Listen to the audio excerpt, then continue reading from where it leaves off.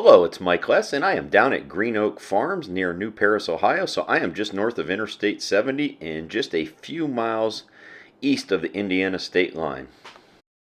Green Oak Farms is out here trying to finish up the 2017 corn harvest with their two John Deere S680 combines. Both have 12-row headers, which are model John Deere 612C heads. And also in this video is two John Deere 8260R tractors pulling J&M 1151 grain carts. A lot of the corn belt has had less than ideal harvest conditions the last part of October into November. There's been a lot of rain in this area, sometimes several inches at a time, and it is right before Thanksgiving here, and it's time to get this done. So this field does have a lot of wet spots, a lot of mud in it, but like I said, it's time to get it done. Don't know, the weather's probably going to turn for the worst here soon, so these guys are trying to get finished up here. So you're going to see a lot of mud in this video, but it's kind of a gamble when it gets this late into the year. Do you wait for it to freeze and come in where you don't cut in, or you take the risk of a windstorm coming through and blowing all the corn down? Harvesting down corn is not fun, so most guys will take the risk and come in here even if they're cutting in a little bit and making a little bit of a mess and try to get the crop off. Got several different angles in this video, from aerial shots and on the ground footage.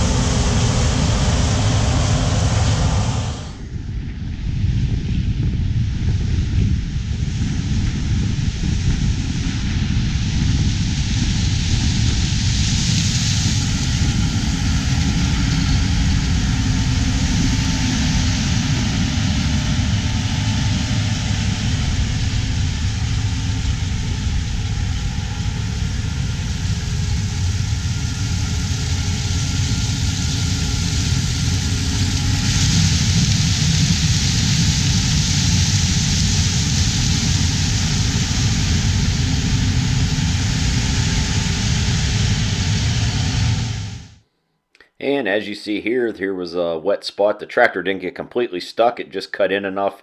It could move back and forth, but just couldn't get out of this hole. So they thought they'd come over and give it a little tug with the combine, and that didn't quite work out either. So you'll see what happens here later on. In ideal conditions, these tractors are plenty big enough to pull these grain carts, but there's a lot of weight back here, and you get in these soft spots, and unfortunately this is what happens.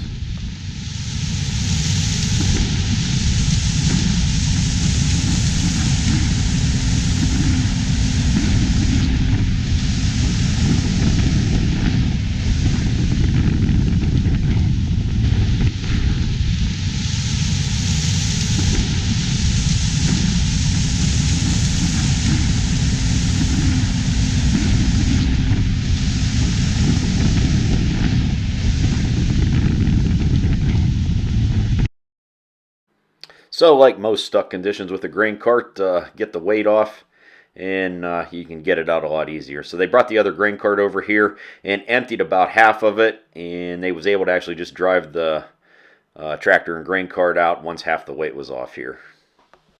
So once again, once the weight was off the grain cart, they got about half empty. They was able just to drive out, so no need for a tow rope here. They lucked out. And you'll see something later on as to why this field may have been a little wetter than usual, why it didn't drain down as good. But I'll wait till we get to that part of the video and explain that.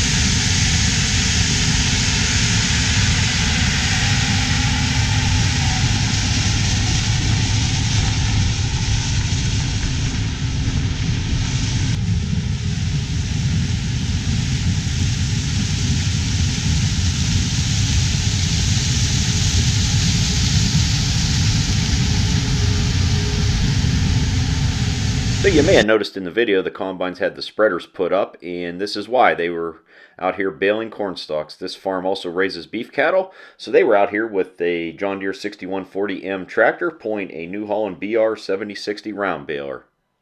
The John Deere 6140M tractor is built in Germany, and it's around 140 horsepower. It has a power quad partial power shift transmission with 16 forward and reverse gears, and weighs in a little over 12,000 pounds.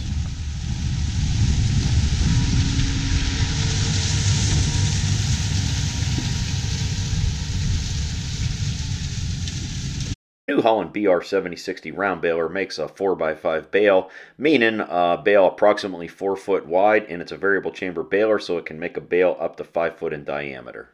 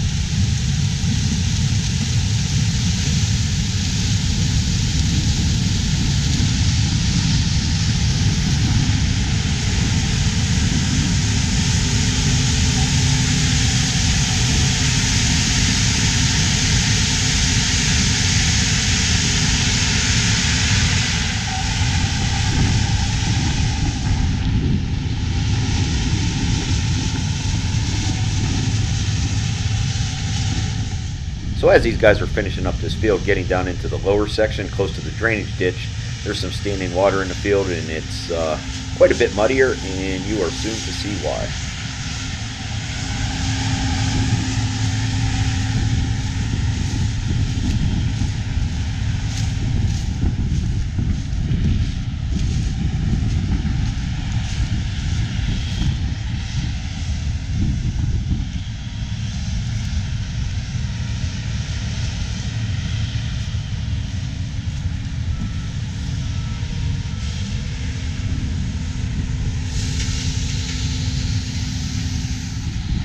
Was a drive down the center of this field to get to the back field that was fairly firm, so as long as they kept the tractor and grain cart on here, when it was full they were able to get through with no problems.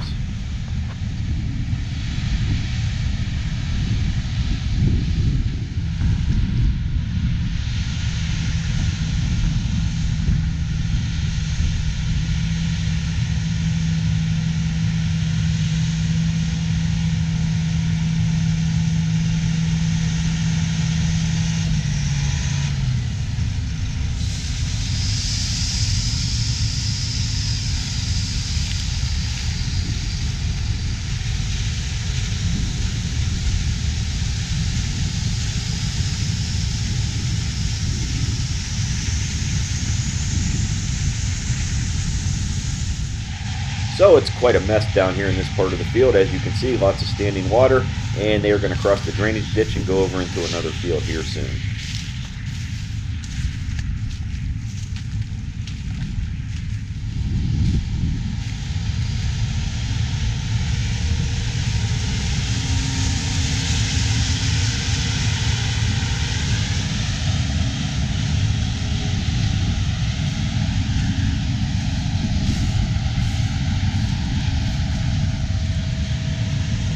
As the combine crosses the culvert here to get over to the other field, he falls through. The culvert broke through in one spot, and as we get a little closer, you're going to see one side of this drainage ditch is level with the ground.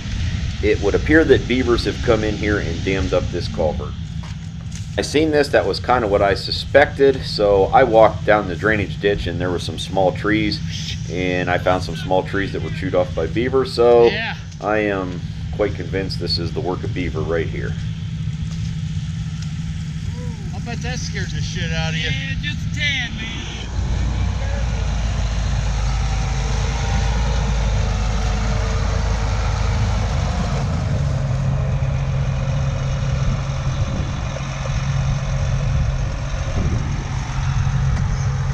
At one time in North America, beavers were about trapped to extinction, and even when I was a kid, you could start trapping beavers again when we was trapping, but there was a bag limit. I think you was only allowed 3 a year at that time. Beaver season in Ohio comes in the day after Christmas, so December 26th, and there is no limit anymore. And this is becoming quite a common thing across the Midwest now, as the beaver population is exploding. Beavers are coming in and needing some habitat, and they are damming up these farm drainage ditches. And, you know, as we know it, beavers, gnaw down trees and eat the bark, and then use the limbs and the sticks and whatnot to build dams to dam up protective habitat. But beavers also like corn.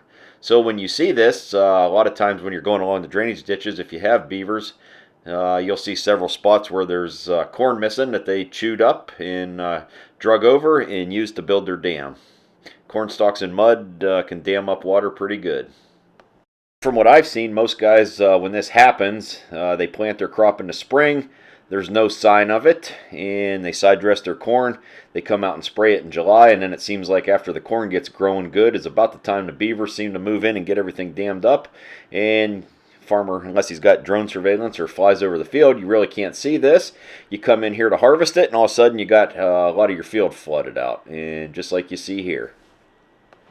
So when all your drainage tile from the field runs to this ditch to drain, and the ditch is full, there's nowhere for the water to go, so it just backs up everything and makes your field quite a muddy mess. So they will most likely have to come in here and clean out this culvert. And I did not walk the ditch far enough to find out where the lodge was or where the beavers were holding up, but like I said, I did find some trees, some small trees and stuff that were growing along the ditch that were chewed off and gnawed off by beavers.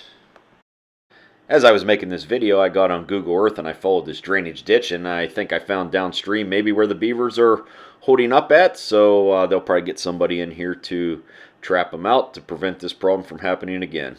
It'll be vacant for a couple years, and then probably some more beavers will move in over time and do the same thing. Quite an amazing animal, what they can do.